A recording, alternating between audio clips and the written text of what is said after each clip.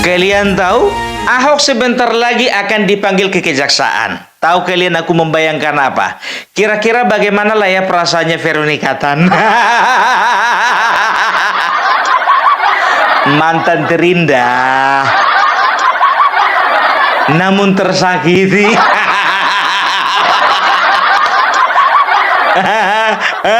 Kalau misalnya seorang wanita, biar tahu kalian, melihat seperti itu, mantannya dipanggil kejaksaan, dia berpikir apa? Itulah kau tinggalkan aku kan?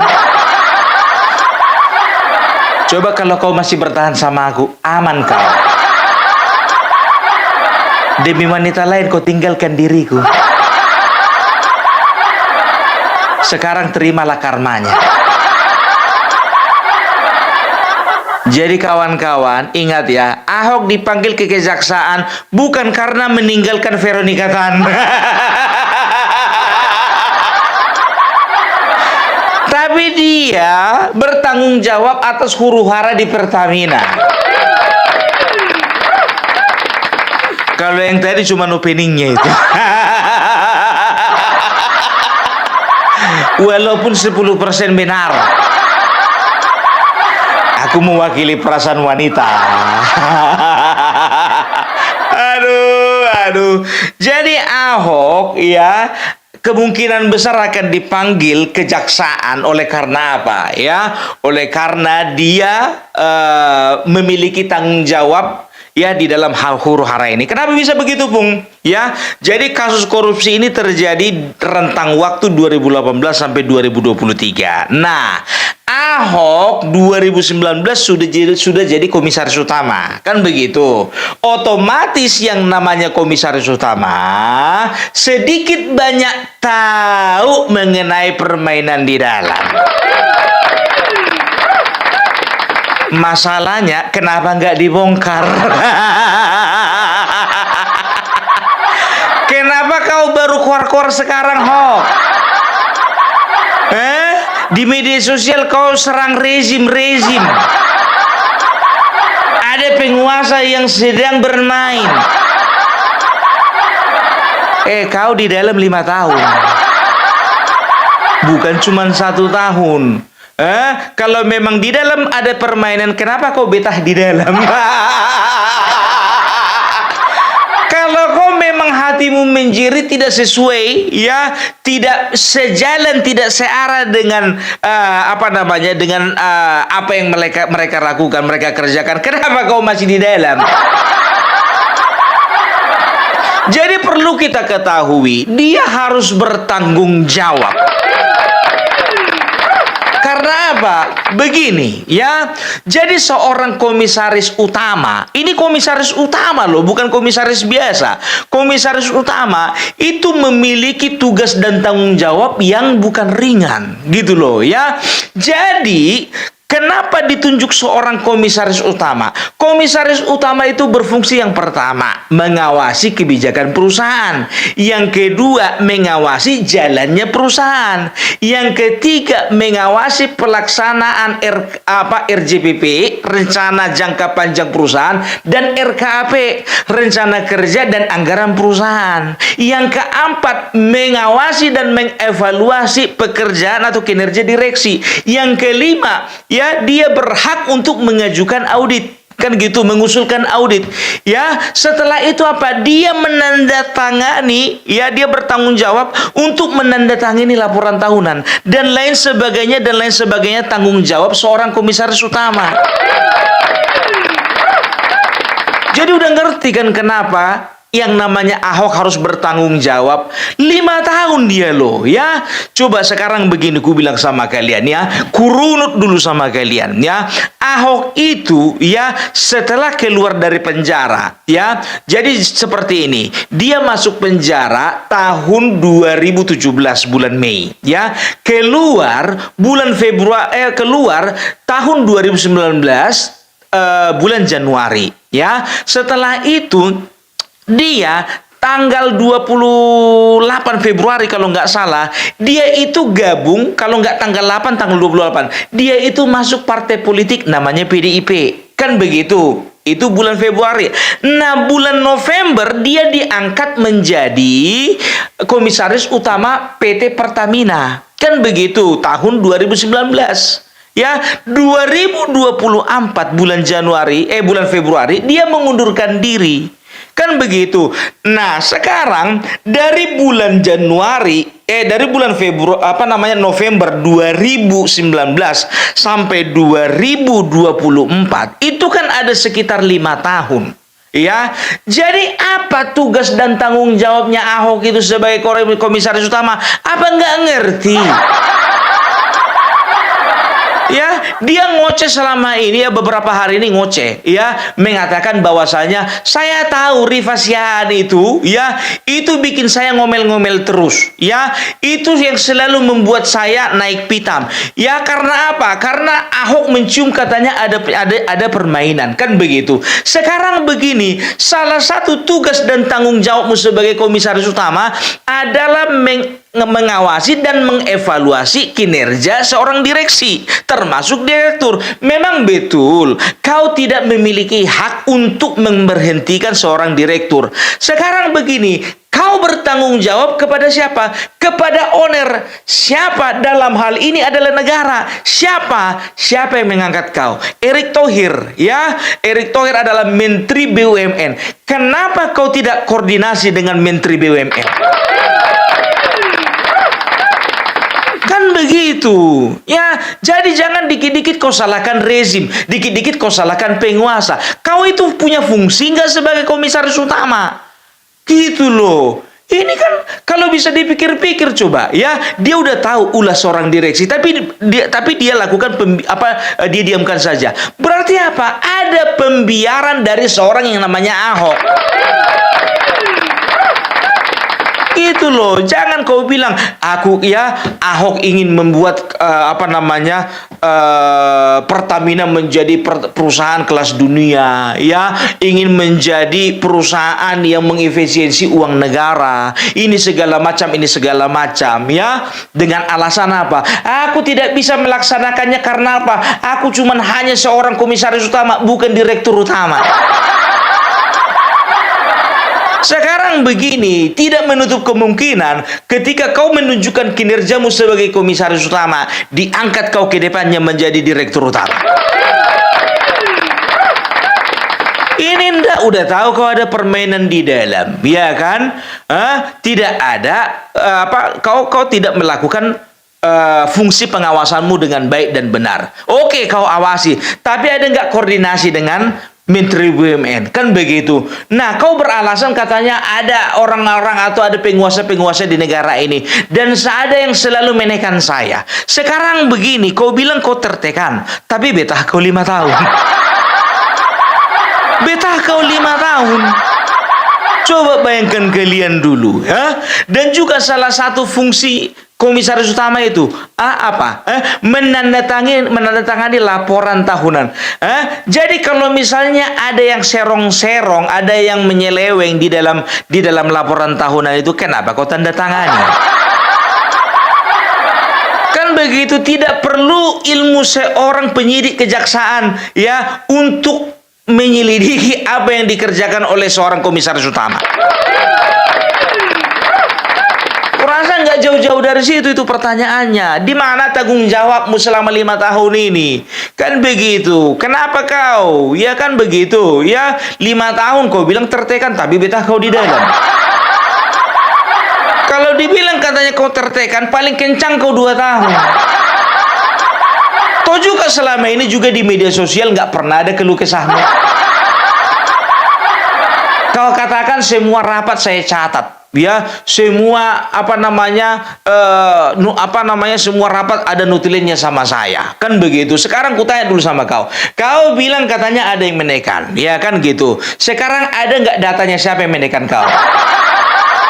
Oke, ada datanya. Yang kedua, ada nggak buktinya orang-orang yang menekan kau? Kan begitu. Ya kalau misalnya contohnya kau kau menyimpan semua buktinya, ya. Begitu kau berhenti, ya, ketika kau mengundurkan diri, kenapa nggak kau laporkan? Ya, ingat ya, seseorang yang melakukan pembiaran terhadap kejahatan berarti itu secara tidak langsung juga bekerja sama ya dengan turut andil di dalam kejahatan tersebut.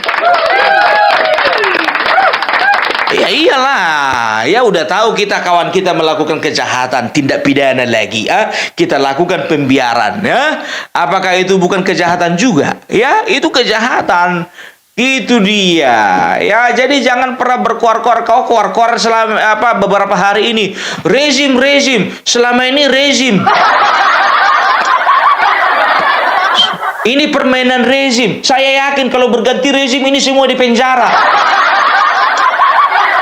Gua bilang sama lu semua ya, kalau gua udah pegang datanya, lu bisa gua penjarain lu. Hoax sekarang nggak perlu ngomong hoax, yang perlu bukti hoax. Gitu, tak sekarang begini, aku nggak ngerti kok bisa lah kau diangkat jadi komisaris utama. Yang jadi pertanyaan ya, apakah memang murni kau itu punya kualitas di dalam migas? Yang kedua, atau karena kedekatanmu sama Bapak Jokowi? Tapi kalau dibilang karena kedekatan dengan Bapak Jokowi, di ujung-ujungnya dibilang katanya Jokowi nggak bisa kerja. Itu dia kan? Apa dibilangnya? Jokowi nggak bisa kerja. Padahal Jokowi ya melalui Erick Thohir mengangkat yang namanya Ahok sebagai komisaris utama. Jokowi diminta tanggapannya apa? Kita sudah tahu bagaimana kinerjanya Ahok. Kan begitu. Nah datang Ahok dibilang Jokowi nggak bisa kerja. Kejam kali kau Ahok.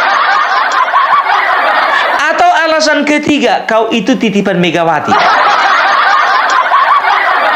Kenapa enggak? Sekarang begini, ku bilang sama kalian ya. Waktu 2017 ya dia masuk penjara oleh karena kasus penistaan agama. Bebaslah dia bulan Januari tahun 2019. Nah, tanggal 8 Februari masuklah dia ke Partai PDIP. Kan begitu, Partai PDIP. Setelah itu, ini bulan 2 ya. Bulan 2 masuk dia menjadi anggota dari Partai PDIP. Bulan 3, 4, 5, 6, 7, 8, 9, 10 nganggur. Ya kan? Bulan 11 diangkatlah jadi komisaris utama. Kan begitu. Nah, jadi pertanyaannya, apakah ada komunikasi antara yang namanya Megawati sama Joko Widodo? Sudah pasti, karena apa? Waktu itu walaupun Jokowi presiden, tapi kekuasaan absolut itu ada di tangan ketua umum. Makanya aku bilang bisa saja. Karena apa? 2019 itu kan Joko Widodo kan periode kedua. Masih di awal-awal. Jadi masih agak ngiri-ngiri untuk melawan yang namanya Megawati. Kan begitu. Sekarang kita bicara dulu mengenai beban moral ya. Kita bicara dulu mengenai beban moral ya. Kalau misalnya kau itu seorang yang bersih, kau itu orang yang tidak terbiasa dengan korupsi, kau itu orang yang tidak terbiasa dengan permainan ya. Ketika kau tidak bisa merubah sistem, apa yang kau lakukan? Biasanya kau keluar. Karena apa? Karena kau berpikir bahwasanya nggak ada yang bisa kulakukan. Karena apa? Kau merasa serba salah, kau merasa tertekan, kau merasa ada tangan-tangan penguasa yang bekerja di dalam perusahaan itu. Kan begitu. Kalau memang betul-betul kau merasa punya moral, kau pasti tertuduh ketika kau bekerja di dalam perusahaan tersebut. Maka kalau nggak bisa berbuat apa-apa sebagai seorang yang bermoral bersih, harusnya aku nggak bisa seperti ini. Ku makan gaji 170 juta per bulan, tapi seperti ini jalannya perusahaan, aku nggak bisa terima. Setahun kau mungkin gak betah, ya tahun kedua kau mungkin uring-uringan, gak bisa lagi nih, kayaknya ini gak bisa, aku mengundurkan diri. Kan begitu. Nah ini kau mengundurkan diri karena apa? Karena waktu itu pilihan politikmu berbeda sama Jokowi. Bukan karena kau terbeban, bukan karena kau tertekan. Kenapa sayang meninggalkan gaji 170 juta? Itu dia, makanya aku bilang ya, Jadi kita itu harus tahu ya job desk kita itu seperti apa. Jangan mau cuci tangan. Sekarang ku bilang sama kau, memang betul. Katakanlah kau nggak ada makan uang, katakanlah kau nggak ada ikut bermain. Tapi di mana-mana biar tahu kau ya, kalau misalnya ada satu masalah korupsi, kan begitu. Ada satu orang tanda tangan aja, walaupun nggak ikut makan, itu bisa kena. Banyak kita jumpai seperti itu, gitu loh ya. Jadi jangan kau itu berpikir bahwasanya masyarakat itu bodoh ya. Memang betul sebagian masyarakat ini ya menyatakan bahwa kesannya kau itu bersih, kau itu tahu kerja, nggak akan mungkin kau melakukan praktek-praktek korupsi. Jangankan mereka, Opung Parbella pun juga percaya. Tapi sekarang aku yang kami tagih itu masalah tanggung jawabmu sebagai komisaris utama. Kan begitu, ya kan? Sekarang dari sebuah perusahaan, ya ownernya siapa? Ownernya negara. Kau bertanggung jawab bukan kepada perusahaan Pertamina, tapi kau bertanggung jawab kepada negara, kepada pemerintah. Otomatis kau bertanggung jawab juga terhadap rakyat, gitu loh. Karena bagaimanapun juga perusahaan negara, bangsa ini, pemerintahan ini ya bisa terbangun, bisa terpelihara oleh karena apa? Oleh karena ada satu andil dari masyarakat, apa itu? Pajak. Ini jangan kau tuding cuma si rivasiaan. Itu loh. Kau kalau seorang gentleman kau harus katakan, iya saya bertanggung jawab. Selama ini nggak pernah kami dengar kau di media sosial kuar-kuar ya mengenai bagaimana keadaan Pertamina ya. Kalaupun ada mungkin luput dari perhatianku. Tapi yang terlalu meledak, yang terlalu menggelegar nggak ada, gitu loh. Ya, dikit-dikit kau salahkan rezim, Berbicara kau, nanti kalau misalnya rezim sudah ganti, nanti kalian masuk penjara semuanya. Sekarang tergantung rezimnya siapa. Kalau rezimnya dari partai kalian nggak akan berubah itu. Itu dia. Ya, jadi jangan sembarangan.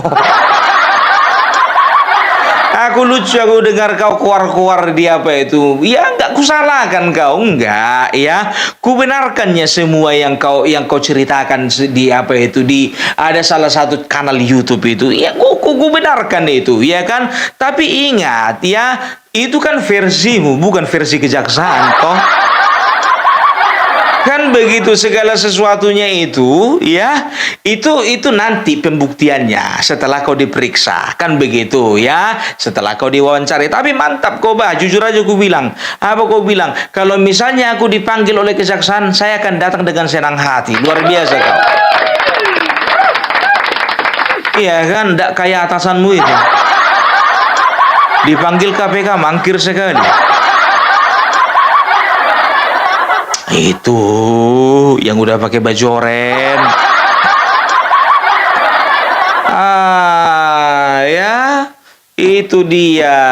Tapi kalau kau sempat masuk juga nggak ngerti juga aku. Tapi cemana mau bilang kalau bicara moral istrinya jadi tinggalkan. Pung, nggak boleh kayak gitu, Pung. Kau tidak boleh menghakimi rumah tangga orang lain.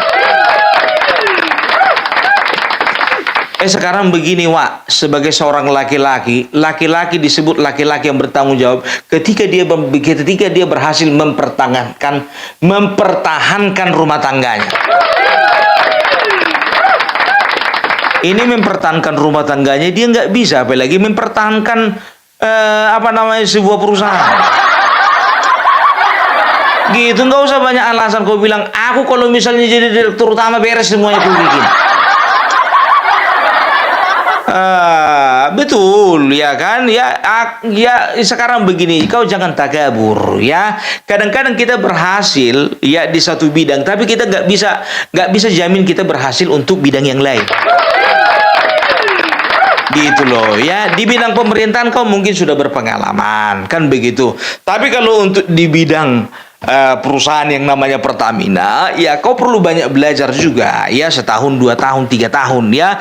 Tapi gimana pun juga ada silapnya juga. Contohnya ini, kau masih jadi komisaris utama aja udah kelihatan korupsi. Kan begitu, coba terjadi oplosan seperti itu, nggak bisa kau. Sekarang begini ya, terjadi pengoplosan, entah apapun namanya, entah pengoplosan, entah blending, entah apa segala macam ya, itu juga kan harusnya diawasi oleh seorang komisaris utama. Kan begitu ya, untuk penyusunan rangka RJPP ya, rencana jangka panjang perusahaan, kau nggak dilibatkan rupanya. Untuk RKAP ya, rencana kerja dan anggaran perusahaan, kau nggak dilibatkan rupanya. Terus audit ya, kalau memang kau ada melihat penyelewengan ya, kenapa tidak kau usulkan ada audit? Itu kan yang kusebutkan tadi satu persatu, itu adalah tugas dan tanggung jawab sebagai seorang komisaris utama. Kenapa harus ada tanggung jawab seperti itu? Jadi owner ya ingin memastikan direksi betul-betul bekerja sesuai dengan arah dan tujuan perusahaan dan tidak melanggar hukum. Jadi bisa dikatakan 5 tahun kau jadi komisaris utama, Gatot gagal total. Iya, ya itu dia. Jadi kesatria lah kau kawan. Kalau memang salah bilang salah. Ini enggak, ya kan? Kau mau cuci tangan, kau bilang ini salah, ini salah, ini salah, ini salah. Sementara tanggung jawab mengenai pengawasan itu juga ada padamu. Itulah kau, ya kan, salah masuk partai kau. Ya, karena partaimu sudah terbiasa menyalahkan parcok, menyalahkan aparat, menyalahkan ini, kau juga jadi ikut-ikutan. Ahok kalau misalnya masih di Gerindra kian, kau mulia kian hidupmu. Itulah kau tinggalkan Gerindra 2014. 2014 dia, biar tahu kalian, ditinggalkannya Gerindra, dia jadi gubernur. Padahal salah satu partai yang betul-betul mendukung Ahok kemarin menjadi wakil gubernur itu adalah Gerindra. Tapi dia tinggalkan. Setelah itu masuk penjara, keluar penjara. Kenapa enggak masuk Gerindra lagi? Kok masuk PDIP? Salah pilih partai dia. Karena dia melihat, wow, ini adalah bintangnya PDIP. Ternyata instingmu salah, kawan.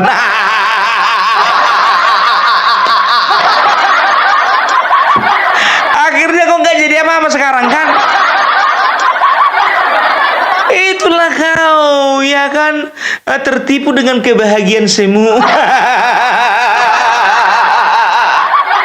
Tapi itulah, bukannya bilang apa. Jujur aja aku bilang, ini kemungkinan besar. Kalau nggak masuk PDIP, kurasa juga nggak bisa dia jadi komisaris utama. Karena masuknya di PDIP, makanya bisa dia masuk jadi komisaris utama. Udah kayak gitu, keluar dia mengundurkan diri, dicucuknya bosnya dari belakang.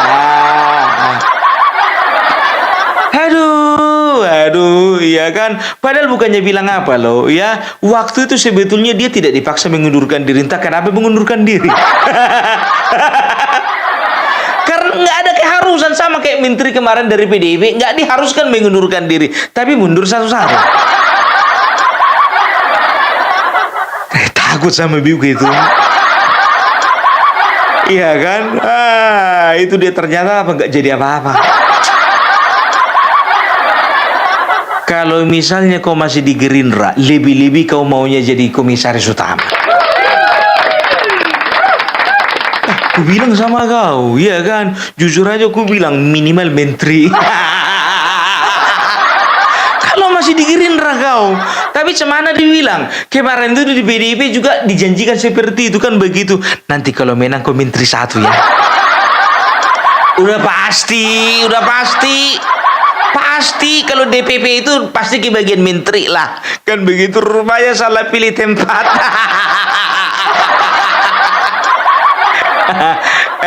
Hok, tahan-tahankanlah 10 tahun ini ya. Kau carilah kerjaan lain, bah. Atau bikin channel YouTube kau. Aduh, ya. Jadi oke lah dulu ya. Itu aja tanggapan Opung Parbelak ya. Aku tidak pernah menuduh yang namanya Ahok korupsi. Ingat ya, aku juga yakin seyakin-yakinnya kawan ini bersih. Aku juga yakin seyakin-yakinnya kawan ini nggak ikut terlibat di dalam permainan ya. Tapi masalahnya dia bertanggung jawab terhadap pengawasan. Tergantung kalian menilai. Kalau kalian menilai ada permainan, terserah kalian ya. Itu kan penilaian dari Opung Parbelak. Oke, jadi itu dulu dari Opung Parbelak. Salam NKRI, NKRI harga mati.